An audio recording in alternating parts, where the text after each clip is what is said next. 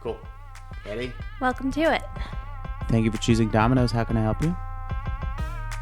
Yeah, I heard you had a carry-out order special. You can carry yourself on out of this Domino's.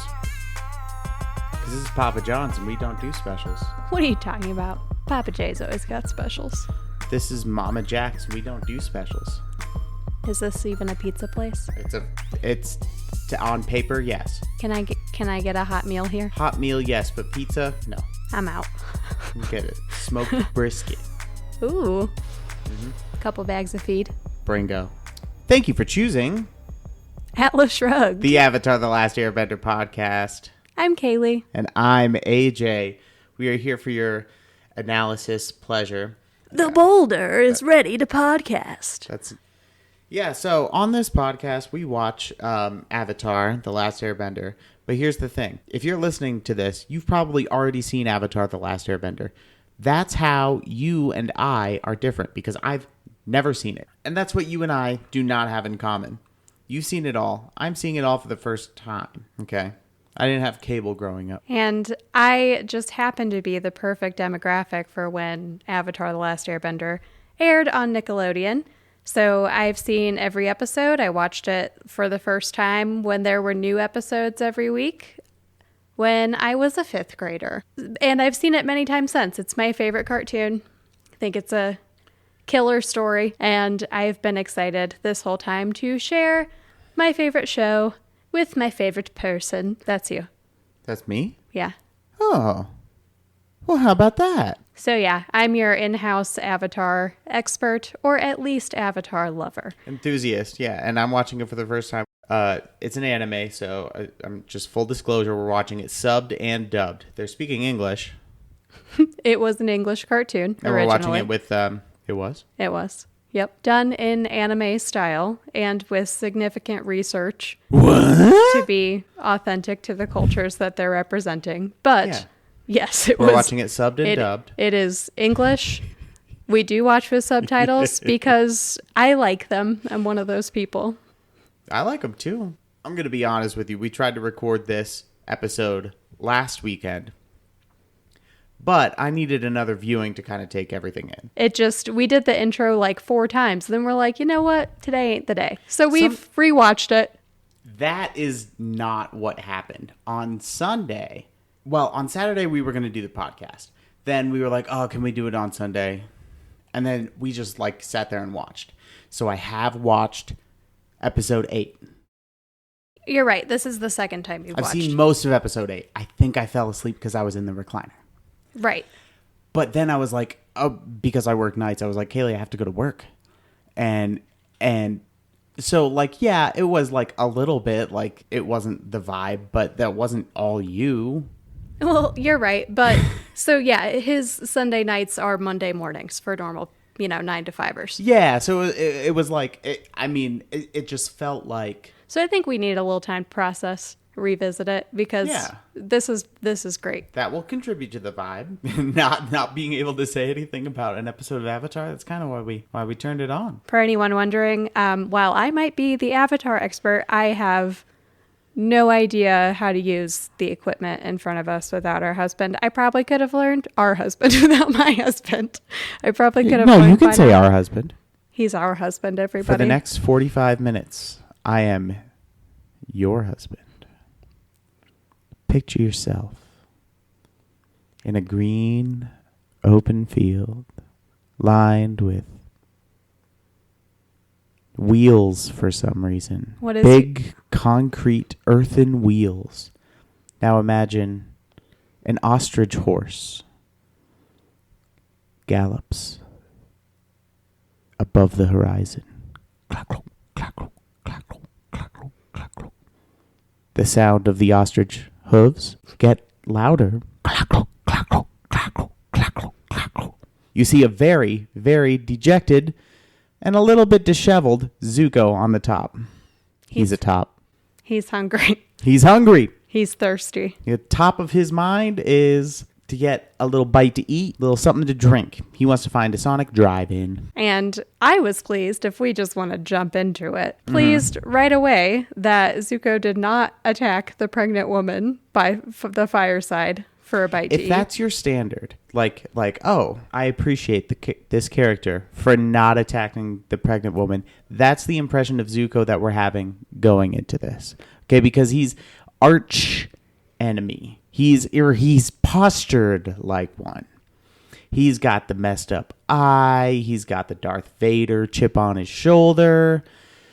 I don't relate to him at all. He's just villainy. Villainescence. He's the villain with the scar, with the backstory. You know, there's stuff there. Though I thought it was a very hard moral line to showcase right away. He was ready to attack the man cooking by the fire until he saw the man's pregnant wife, and then he takes his hand off of his knife and goes on. Now, I say I don't relate to this character at all.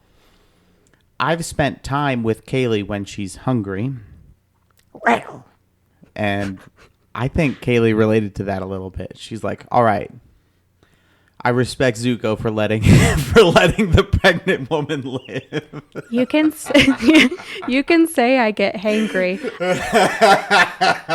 I just ate 20 minutes ago. We're not there. You made a really good chicken soup. I did. Wish I could share some with Zuko, but alas.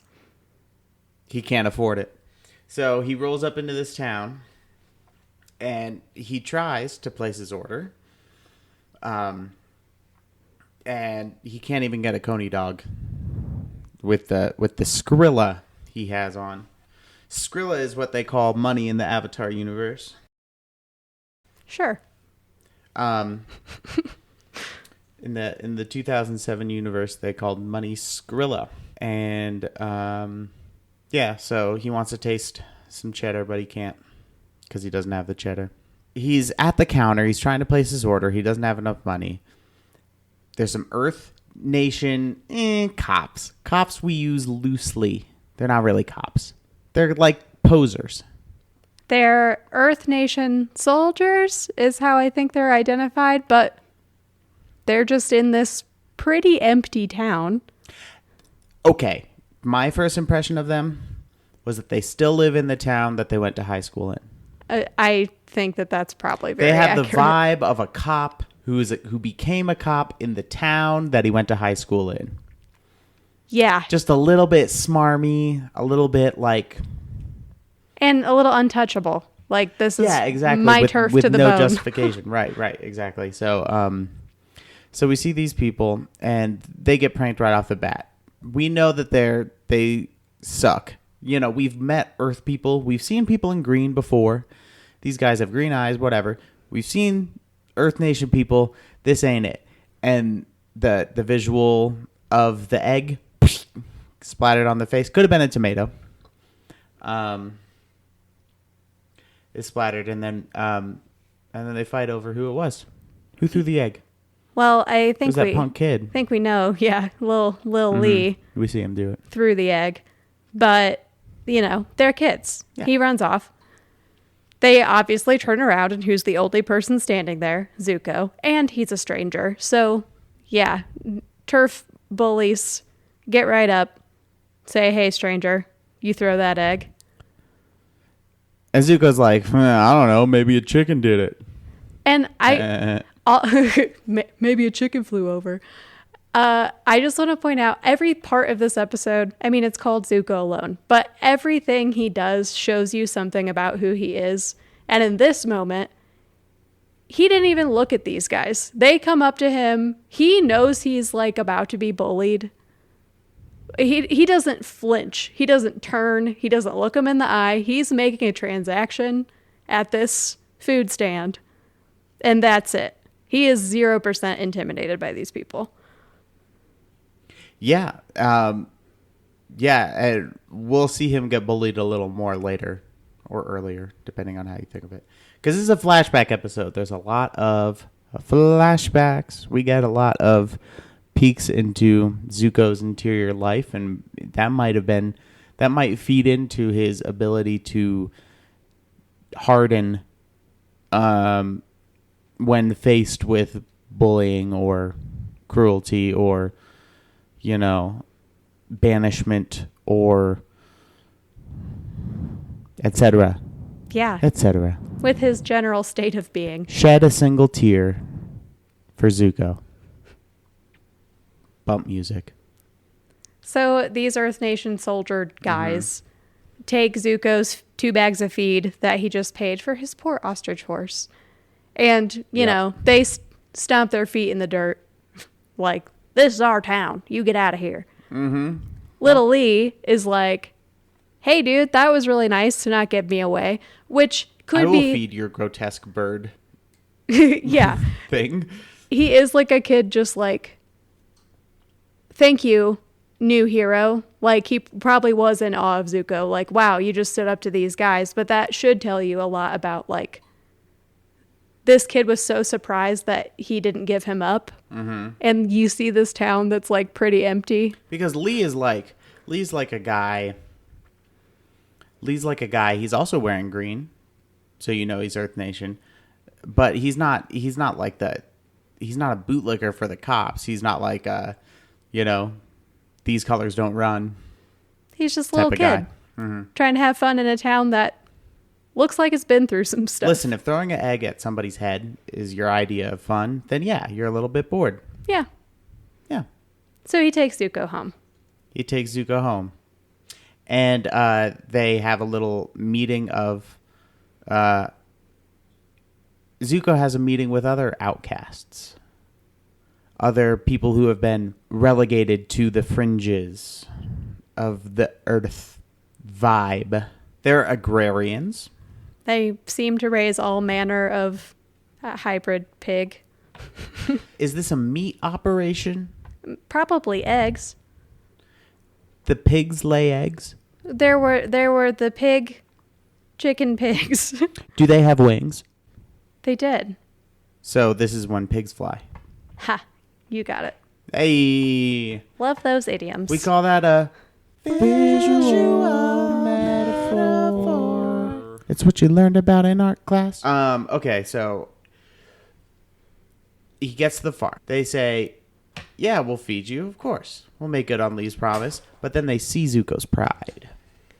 Yeah, and I find Lee's parents to be really interesting. Mom seems like what we've kind of learned about the Earth Nation so far. It's full of hospitable people. People who will welcome you into your home and feed you. Real salt of the earth. Right. So Mom seems like, wow, thanks for standing up to these soldiers. Yeah, they've been bullying everyone. Why don't you have something to eat? Dad, I don't really get him other than like, He's not really fleshed out. He probably identified Zuko, with his clearly a firebender burned him in the face. Mm-hmm. Probably identified him as someone who was hurt in the war. Yeah. We learn later that his oldest son is in the Earth Nation army and off fighting on the front lines. Mm-hmm. So he probably sees Zuko, has respect for him, and knows he's probably seen a lot of bad stuff, having been at war, and encourages his family. You can see it in his eye. He doesn't want to pry. Mm-hmm. He doesn't even have to tell us his name. Uh-huh. But we're going to feed him. And if he wants to, do something, like a little chore, to, make him feel like he earned it, then I guess we'll let him. But that wasn't the first offer. It wasn't like, we're going to work you, son. It was like, oh, no, you could just eat. And then he's like... makes like a Zuko face. Yeah. That's what a Zuko face sounds like. Which, okay, AJ, I'm going to point it out to you and then ask you. Okay. Because remember, I've seen this a lot of times. This is AJ's first time watching Avatar: The Last Airbender. So, remember at the very beginning of this episode when I was like, I'm really glad Zuko didn't attack that pregnant woman. Like, that's a good moral line to have. Mm-hmm. Well, then you see his moral lines become even more skewed here to me. He is willing to attack a defenseless person on the side of the road for food. Now, he still hasn't eaten. What he bought was then stolen from him. But he stood up for this kid. and this family is trying to show him hospitality, but he's not going to take advantage of these people. He tried to say, no, I ought to be on my way. And then mom is like, well, there's a little bit of work to do. So why don't you go work and then we'll all eat? So he's like, oh, that's something I can do to deserve the food. Honestly, when you think about it, they were walking past the herd or flock? The herd flock. Yeah. Of pigkins. And he could have had a slice of chicken bacon ranch and taken it to go. He could have grabbed 3 or 4 of those by the ankles and took them and been on his way. I bet ostrich horse could take it. Mm-hmm. He could have galloped into the sunset with a coney dog. But instead he's doing a very bad job of hammering in shingles on this poor man's roof. To say he is skilled at this is to lie. He stinks. He's no carpenter. No.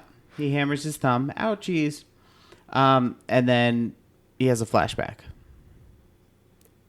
And I am so excited to hear what you think of all of these flashbacks. I have a lot of thoughts about what this says about Zuko and about Zuko's family and about the Fire Nation. But first and foremost, we're fans of lots of thoughts here. You enter the flashback for the first time with his mother's finger dipping into the pond. Mm-hmm. And they're feeding turtle ducks together. Turtle ducks, pig chickens. I mean, it's just a crazy mixed up world. Yeah, they're feeding turtle ducks together. So you get a good indication as to his relationship with his mother. Who seems nice. Yeah. Seems like a good mom. You know, yeah. She's spending time with her son, who has like, hey, Mom, you want to see how Azula feeds turtle ducks? And just picks up a rock and throws him. Yeah. And Azula, it's not like... So a writer could have written this flashback. They have so much room for flashbacks. And if they're sitting around in a writer's room, one of your basic instincts would be like, oh, we want to set up the fact that Zuko and Azuka didn't have a good childhood, that she was suspect from the beginning, that she was a rotten apple, right? And they could have written a scene between him and his mom about how, you know, like him, like warning her, like, oh, Azula's been saying some weird stuff lately, and I wanted to talk to my mom about it. And that would have been like a really easy thing to do. It would have been a really easy thing for the writers to do. It would have been a really easy thing for Zuko's interior life to do. But what the writers wanted to show us was that there is, like you were saying, like, oh, I'm so proud of Zuko. Like, there is like an internal moral compass that can't be corrupted by all of these influences on his life, by all of this adversity that he faces. Yeah. And yes. And we're, you know, seeing in real time Zuko not really even consciously navigating these moral lines, but deciding moment by moment whether or not he should or can do something. And then you see this flashback. And I think it's really easy to do what you just said, that in the writer's room are they going, how do we write Azula as the bad egg? Mm-hmm. But you see that in his flashback as a child, he didn't consider that what Azula had shown him in throwing rocks at animals was in any way abusive or aggressive. He has like a childlike innocence about it. Yeah. Until his mom reprimands him for it, you see him go, oh, that's wrong. And Azula taught me that. Yeah. Yeah. So that work starts right away. And then we get more kind of plain-faced scenes where that point is driven home. Did you recognize the two girls playing with Azula in that flashback? I didn't recognize them. I just thought they were ancillary people. So we just met them as their current older selves a few episodes ago. Ty Lee, the acrobat. Okay. Who loves pink. And acrobat. Okay. May, like goth girl. Oh, yeah, sure. Yeah. Got it. So you can see they've been friends for a long time, and Goth Girl She's May. cheer captain and she's on the bleachers. What? May gets a little rosy cheeked when Zuko's around. So there's a hint, maybe, that we'll see the acrobat again? Well, we'll definitely see, Tylee and May and Azula. Right, because that episode came up out of nowhere, and then it was like, oh, forget about those people. Well, they'll forget about them, but Like, the antagonist team, even though you like Iroh all the time, because you just do. We'll get to him later. But the antagonist team used to be Zuko and Iroh. I don't know how much I like Iroh in this episode. Yeah, we're going to talk to you about that. That's important. But now, since the end of season 1 of book 1, we know, okay, Azula is our main antagonist now. She's building. So now we've assembled her antagonist team, which includes May and Tylee. And Zuko is just like this misunderstood teen now. Firmly, he's a misunderstood teen. Who listens to Linkin Park. Definitely listens to Linkin Park. Understands Linkin Park. Okay. Have we gotten through the flashback? So the first part of that flashback, I think, right, Azula's like, play with us, Zuko. And then they play. And we get to see a really cool repurposed trope. They're trying to knock an apple off of somebody's head. It's a trope. It's a trope about medieval families with power and how heirs to power prepare, how they prepare to assume that power. It is a coming of age activity for royal people. And so even though they're dressed in red and there's no marker of social status, like they're not decked out in red gold, whatever, and the animation, the art style, the way that they're codified is the same as, like, say, the Earth Nation fake cops back in the present day. But you get to see that they're aristocracy, obviously, because they have a big courtyard and a fountain. Do you have a fountain? I didn't think so. And a turtle duck pond. And a turtle duck pond, right. So then you get this coming of age analogy. It's very biblical. It comes up a lot. I first saw it in The Swan Princess, 1997. I loved that. Swan Princess is good, but you remember? You remember that scene? Yes. Yeah. So it's a symbol. It's an Arthurian kind of training thing. And we get this lovely scene where not only do they put it in the set and setting of Fire Nation aristocracy, but as a marker of Azula's character, you know what I mean? There's always like in The Swan Princess, it was the shapely guy, and he was kind of a dork. He was a Smee type character, you know what I mean? Yeah. And there's always like when that Smee character, when that sidekick, goofy whatever, hapless, puts the apple on their head, there's a reverence and there's a respect, an attention paid to that person. Like, we know you're putting you in a compromised position, so we're going to, respect you for once and shoot this apple on your head. Okay. None of that here. This is Azula Deville. Azula's got some very powerful alpha energy. Yes. So we learn a few things through this first series of flashbacks. Number one is that, okay, so Azula has sucked for a long time. Long time. Long time. Number two is that at the time of this flashback, which is some years ago, Zuko is an elder teen now, but he's clearly a young kid in these flashbacks. And then we learn that though their father in present day is Fire Lord Ozai, we learn that at the time of their childhood, they were not in direct line for succession to the Fire Nation throne. Big Scar energy with this, Scar from The Lion King, 1991. Big Scar energy with this family, with the exception of the mother. Yeah, and we don't know a lot about his mom. I think that this is maybe the first episode that we've heard anything about her. I could be wrong, but I think this is the introduction of the idea, even the idea of Zuko's mother. But also, okay, so Ozai is home with his family, with Zuko and Azula in the past, while Iroh is the top general of the Fire Nation. Mm-hmm. He has just busted through the walls of Ba Sing Se. Yes.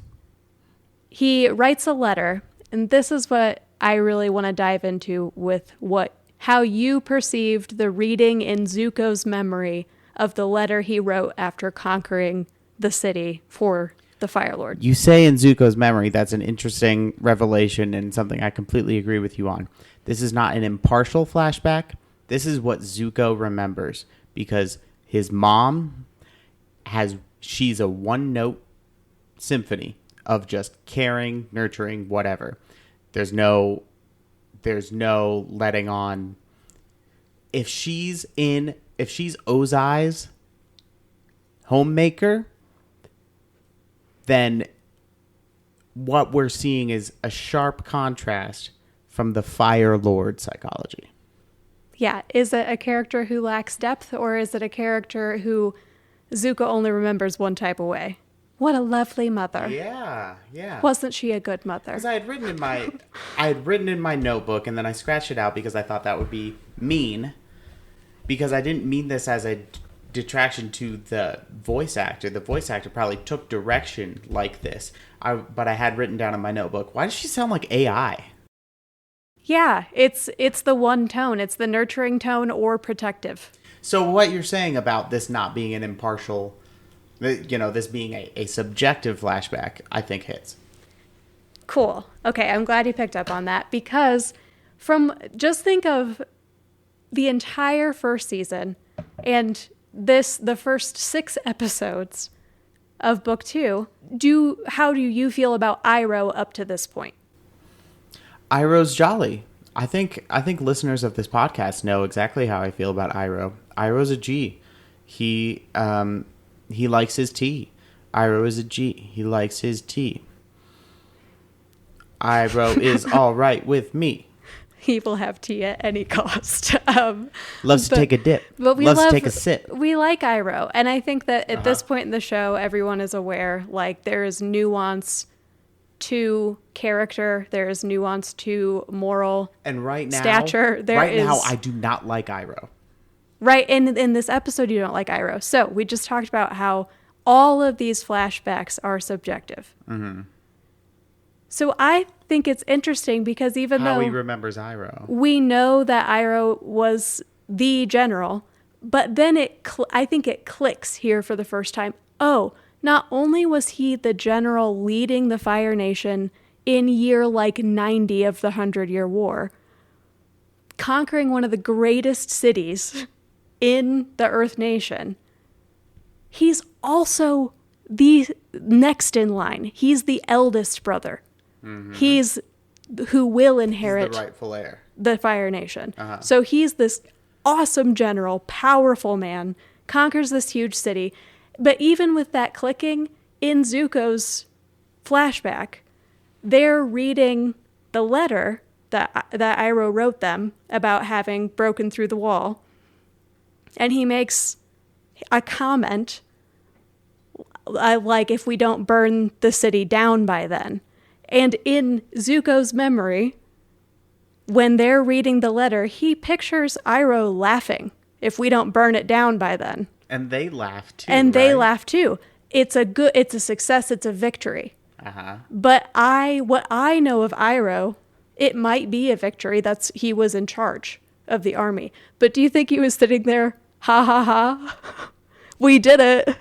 Put some emojis. That puts an evil shadow on him that we have not seen at all. I mean, before. he's a propagandist. I mean, or he seems like a company man, like a narc, you know? Yeah. Anyway. So, okay, we've thought about that. Iroh also has a son named Liu Ten, who is also fighting in the war. So, right now, Azulon, Fire Lord Azulon, the old man who's in charge now. Next is Iroh. Below him is Liu Ten. Mm-hmm. Suddenly, Liu Ten dies. Mm-hmm. After they've conquered the city, then suddenly they get news that Iroh has lost his only son. It kind of shakes up the whole succession thing. And it's our favorite angsty teen. Like I'm saying, he listened to Linkin Park. He understood Linkin Park. I know Zuko pretty well. I'm going to say he's a 3 days grace kind of guy. 3 days grace? Yeah, that's angsty. You know, I remember buying the Linkin Park record, and before that, I was just like listening to Queen and stuff like that, like classic rock, like, you know, Another One Bites the Dust, and then I got Linkin Park.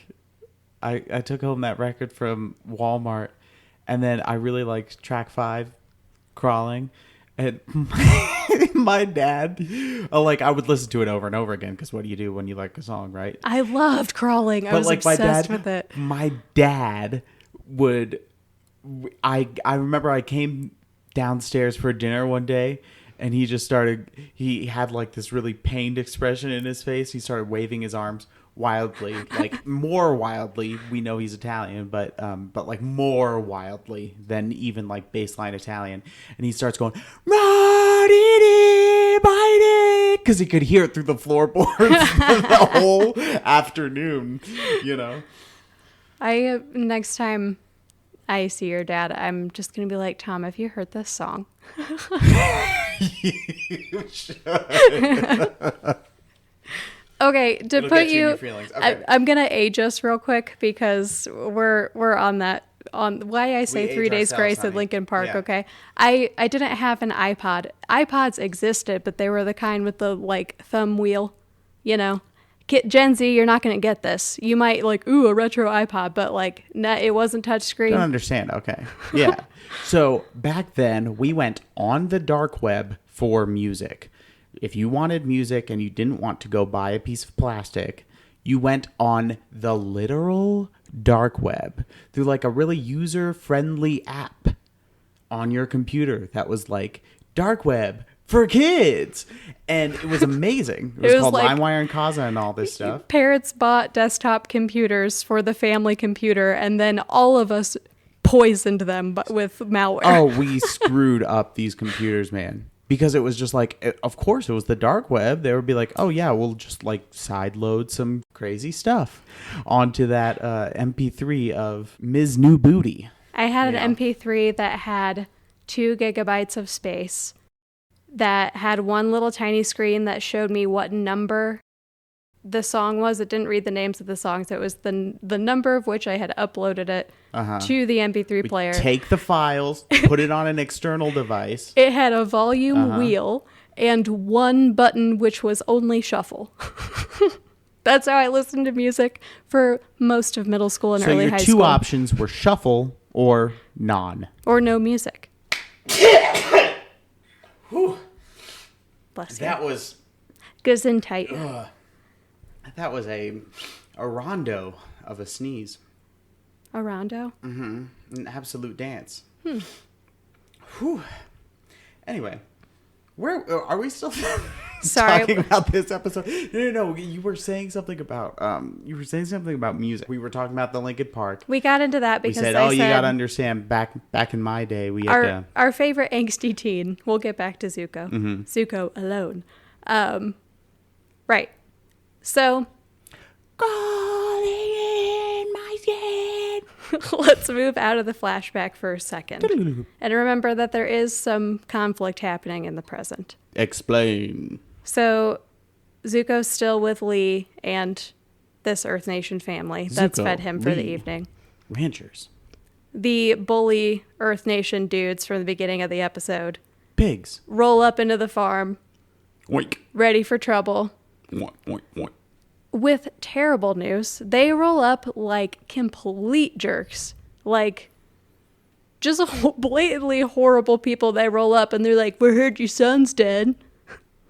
Like, you're bringing news to this family that their son, who is fighting for them on the front lines of the war with the Fire Nation, that he's dead. Do you think their district manager, like, called their office, like their BS office, where they, like, have, you know, like, posters of motorcycles and stuff?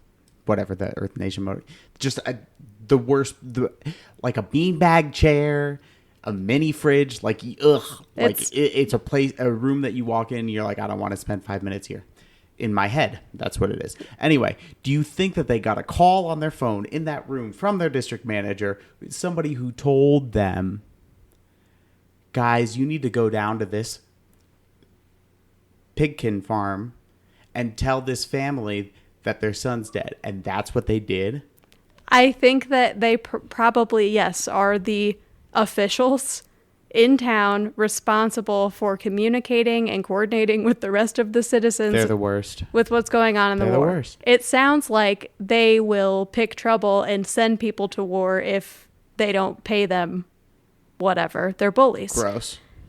And that seems to be what they're doing now. Even if it is their responsibility to report it, there's no hesitation. They come in and it's clearly a power move. Like, they're what are you going to narcs do without now? virtue. Your son's dead. Yeah, exactly. So Blah. Zuko stands up to them right away. He doesn't have to fight at this point. They are clearly intimidated by Zuko. Yeah, but his sword hand is itching at this point in the episode. And now he feels a little... I think Zuko sees that had he not come into this town in the first place, this family might not be dealing with this right now. He stood up to him, but that's why the conflict keeps amping up. And Zuko is familiar with conflict, because then we cut back to a flashback. Then we cut to a flashback and just learn more about how much Azula sucks. Azula always sucks. Azula always sucks. She always lies. She's a psychopath. Whose team is she on? Tell me what you think. Her mother is eavesdropping on their conversation for a little bit. Like, I heard Dad's dead. So... Or something, or Dad's a coward or something like that. Like, they were having, like, a discussion where, like, Azula, like, was just showing that she has no faith in humanity. And she's, what, 7? Okay, yeah. They're young children. We don't know how old they are. I love this. Everything speaks in retrospect, through Zuko's subjective lens. What was life like and what does he know? Yeah. So we see this Earth Nation family get the news about their son. Then flashback. Lu Ten is dead. Iroh's eldest son has died. Yeah. Azula, you're right. Even as a quite scary little girl, doesn't seem to have any type of grief or care or empathy for other people. That we see that psychopath vibes. But I want to remember that she is a young child. So? And she, unlike young Zuko, seems to think constantly about what it would be like if her dad was the Fire Lord. And seeing the line of succession and understanding it, she's grown up in it. Why would this young girl have such ambitions for her father to become Fire Lord unless she picked that up somewhere? Unless she wants to literally poison him and become Fire Lord herself. And I'm not saying that's out of the realm of possibility, but I just want to remember she's a young child. Zuko is learning from her. Who is Azula learning from? So we don't see that side. You're right. She talks about, what would it be like? Don't you think Dad would make a better Fire Lord? Mm-hmm. She seems to not care about the violence or who has to literally die for that to become more of a reality. But they all, as a family, go to present in front of the And Fire it's a Lord. head game. Like that kind of abject cruelty is like a head game for her. Like maybe she's thinking about like, oh, I have to go present for the Wizard of Oz here in a little bit. I'm going to improve my chances and make myself look more impressive for the big show off, for the big pageant by playing a head game with my brother. Yes. She's filthy. I mean, ugh. Yes, because Azula wants to be seen as the bright flame that she is. She believes she is worthy. And now we're learning, and none of this is said directly, which is what I love about this writing team's character building is fascinating.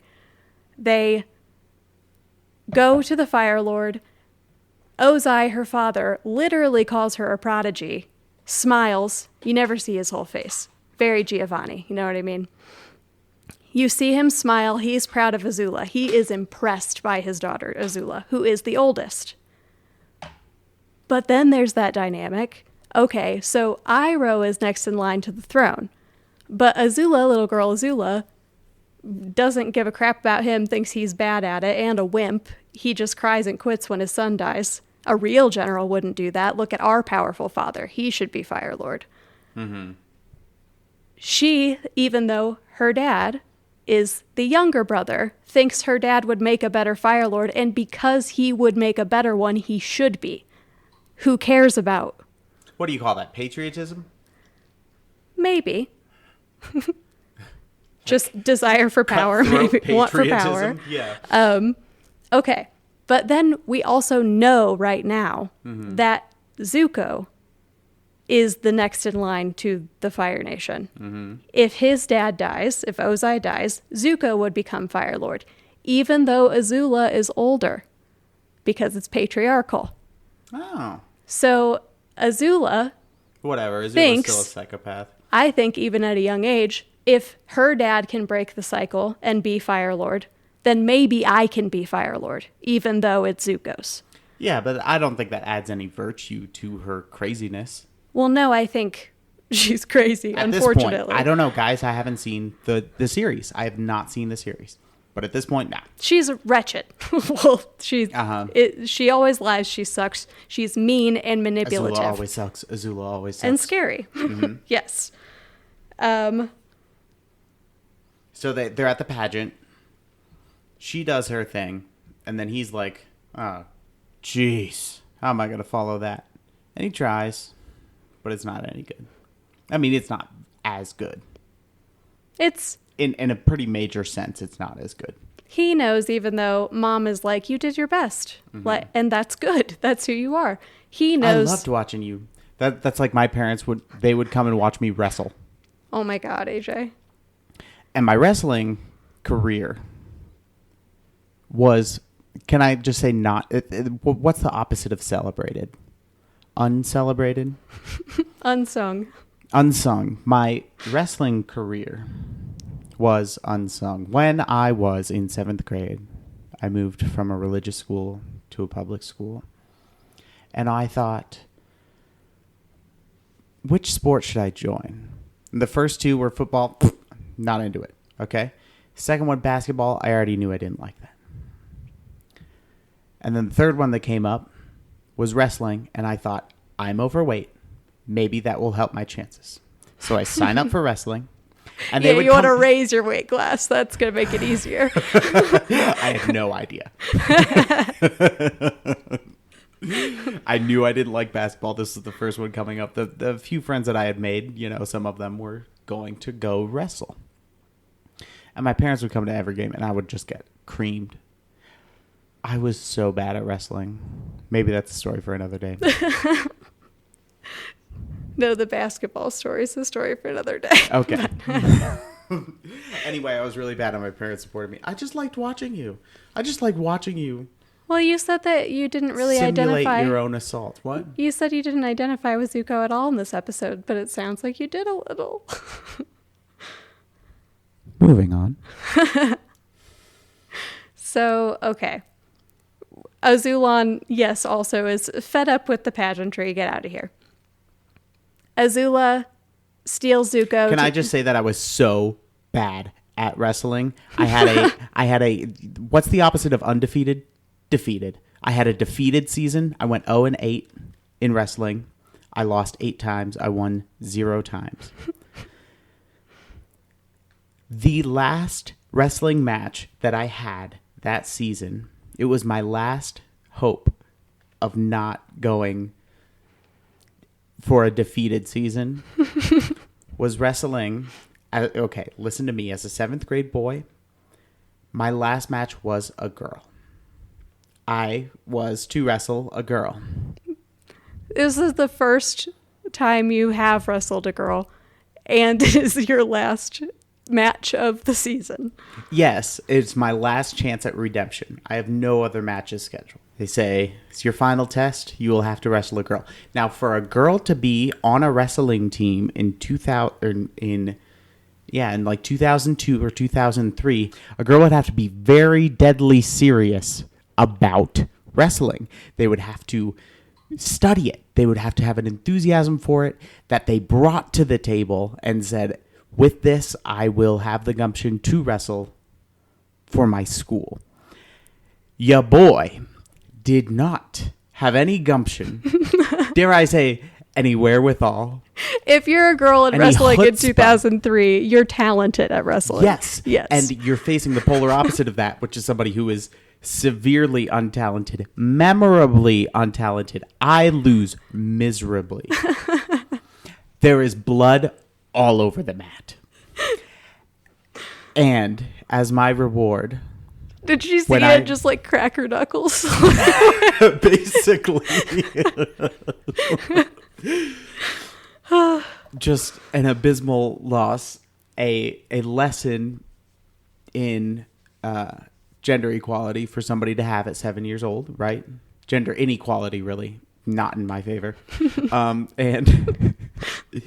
And I was thereby henceforth the namesake of something called the Tony List, which was a special achievement for my school system's wrestling that endured long after I graduated, where if you didn't win a single match, you were on the Tony List. And who's that named after? Why, that's Tony, your friendly neighborhood Avatar The Last Airbender podcaster. That is some deep Missouri bullying. It's not sure? Bullying. Did you grow up in the heartland, the Earth Nation?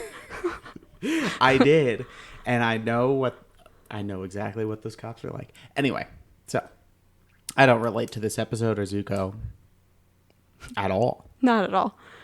No, none. So, okay. You know what I will say about wrestling? The last thing I'm going to say about it. Go. A lot more donuts were served than you would expect. Just about wrestling as a whole. Before or after you washed off the wrestling mat? Oh, you were still sweaty when you ate these donuts. That's good. All the hands in there. You were still sweaty when you ate these donuts. Oh, yeah, for sure.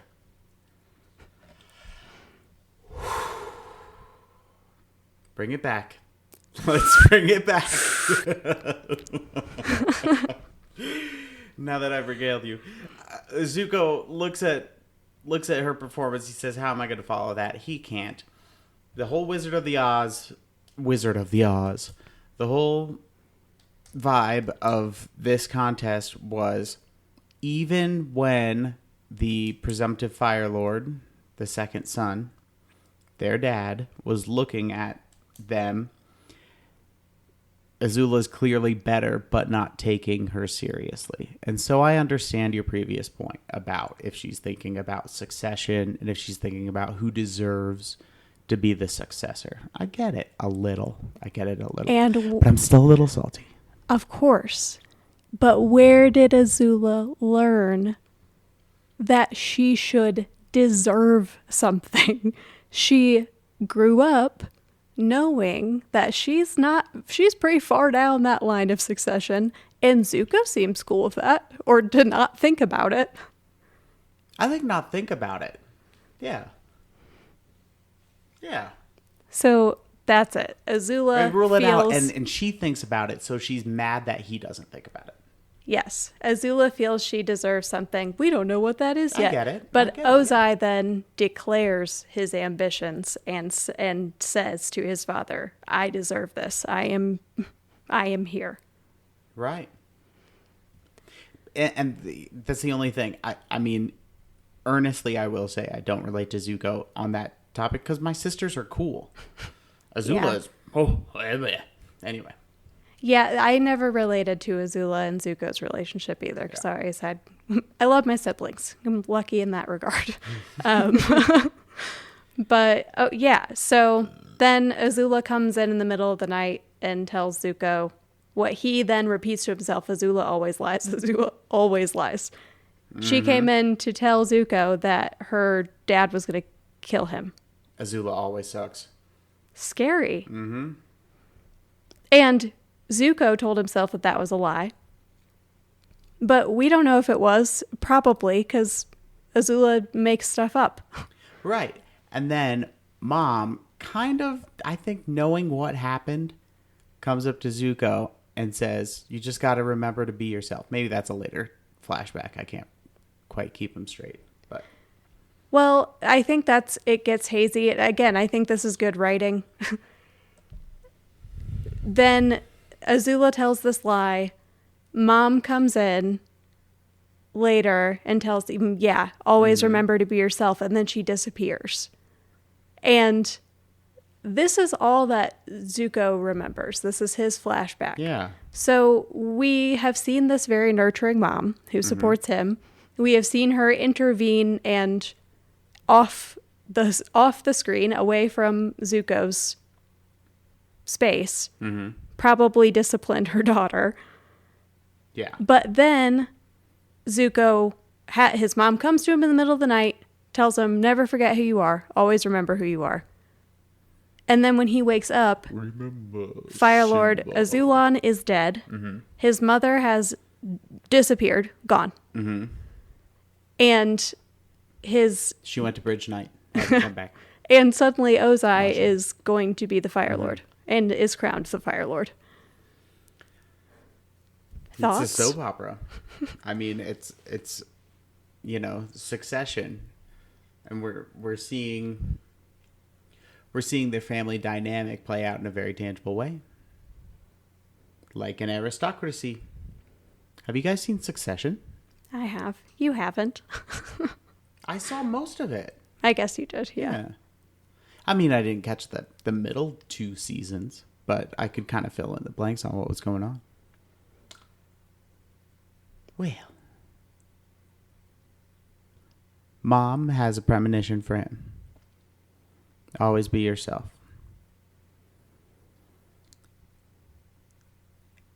And the cut from the flashback to the present day is really cool because it all falls into line. You know this if this is your second or third watch. You can look at the structure this way, but these flashbacks are informing his reaction to these moments. These flashbacks are giving you the reason why he makes these decisions when he's faced with these decisions at El Weird Animal Ranch. Right. Yeah. So then when we leave the flashback and Zuko's been on his way, but then the Earth Nation bullies come back to this family, take the dad, or take Lee, right? Yeah, say, Lee, your little son is going to go to the army now. If he's old enough to fight us, he's old enough to be in the war. Whatever. So crying, terrified mom comes to Zuko because she has nobody left. It's like, I know I don't know you, but I need your help. You've stood up to these guys before. They're going to take my son. So of course he does, because Zuko is nothing. He is gallant. We know that by now. When there is need of him and his skills, he will do something for individuals. He will do that. So he goes, he fights. Basically doesn't fight. He knocks out the first 3 dudes, and then there's the one who's actually an earthbender.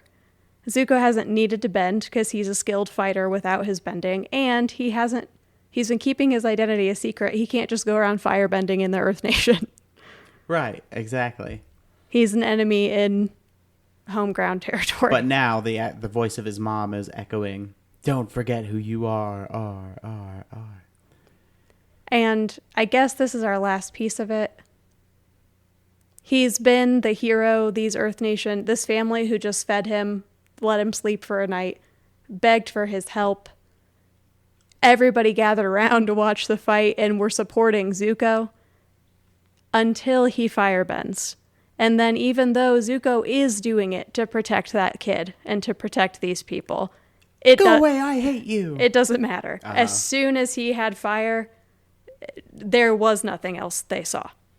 And then he says, "I'm the prince of the Fire Nation." They're like, "We hate you." Yeah, eat dirt. We saw Iroh's tweet about what happened at Ba Sing Se. The flame emojis were, can I just say it, out of touch. Read the room. About to ride this That's not earth a track ha-ha with King moment. Boomy. He just puts a bunch of those emojis with like the guy who's laughing so hard he's crying. And he's yellow. You know that guy? Yeah. Yeah.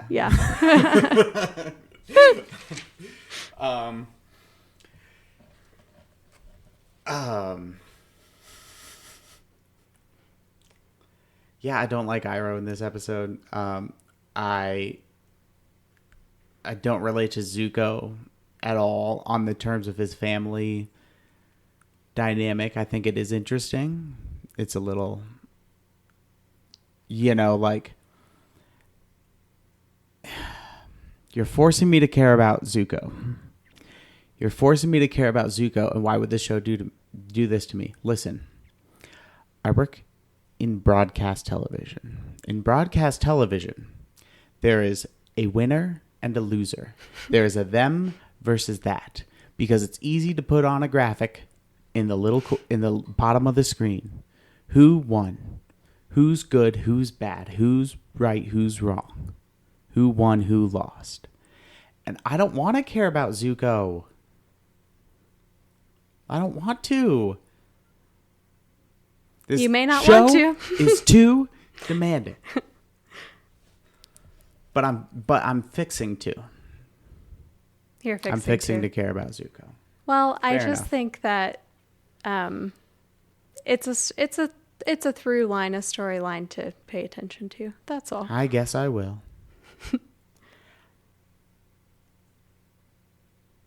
So Thank you for calling Domino's. How can I help you? Oh, I'm going to call Domino's. I'm going to call Domino's right now. Just once. Do you have Hold on. you call the delivery people and be like, I'm not calling to order. tell them that immediately. Hi, I'm not calling to order, but then you got to ramble. Do you have, for those of you who don't know, I delivered for Domino's Pizza for about a year of my life, and So you wouldn't condone a prank right now? You wouldn't condone me pranking Domino's right now? I just wanted to get the soundbite. Thank you for choosing Domino's. How can I help you? Can I get the soundbite? yeah, go ahead. Okay. Oh, Domino's is not in my contacts. I'm about to make my way into their contacts. It's just a quick... It'll take 2 seconds. Just a quick call and hang up. Thank you for calling Domino's. All calls are recorded for quality and training purposes. Oh, no! Vicious prank I just pulled. Okay. That AI's already taken my job. Sorry, I don't know why I did that accent with that. I think that was some of your Indiana coming out. Yeah. Yep. So Azula, I think if she touched your shoulder at a soiree or a function, I think her fingers would be ice cold. She is no Fire Nation lord. She is an ice queen. She stinks, and we learned a lot about that. You've already seen her blue fire, so. Ice queen. What else did we learn? Pigkins, pig chicken hybrids are noisy. Curiously enough, we don't know if they're delicious. We know that everyone at Chicken Bacon Ranch, that's what I'm calling it, was like an outcast. That there is some infighting in Earth Nation. We learned about Zuko's mom, who, as he remembers, had nothing but positive, encouraging, reinforcing things to say to Zuko, even though she was the literal future queen of the Fire Nation. We also know that Aang, Sokka, and Iroh, and Katara, One more. Momo, And Toph, the newest member, Toph. and Toph. We know that we miss them. We know that we miss them all. Where are they? Can we see them? Don't make me care about Zuko. Okay, I'll care about Zuko a little bit. You should care about him a little bit. Okay, that's fair. Thank you for choosing Domino's. How can I help you? It was a good episode. I'll keep watching this show. He decides every episode whether or not All it's right, good enough I to guess I'll keep continue. watching this show. To continue this. And note, please, dear listener, that our lapse for 4 or 5 months, however long it was no way meant to be an indication as to me not wanting to watch the show. We had a busy couple of months. It was the holidays, It y'all. was the holidays. Oh, and we had a holiday. Oh, we had a holiday. Oh, the shrimp. Had a holiday at Indiana Land. We did. I'm getting kind of hungry. Same. More chicken soup. Yeah, we can warm that up. Thank you for choosing Atlas Shrugged, the Avatar The Last Airbender podcast. I'm Kaylee. And I'm AJ. And We'll see you next time for The Chase. this episode is brought to you by Pigkin Lunchables. Do you want pork? Do you want chicken? Do you want crackers? Well, then try Lunchables Pigkin Punch. And it comes with a small bag of Capri Sun for you to slurp on down. Go ahead and try one. You're gonna love what you taste in your mouth. Buy a bunch. Manufactured by Chicken Bacon Ranch.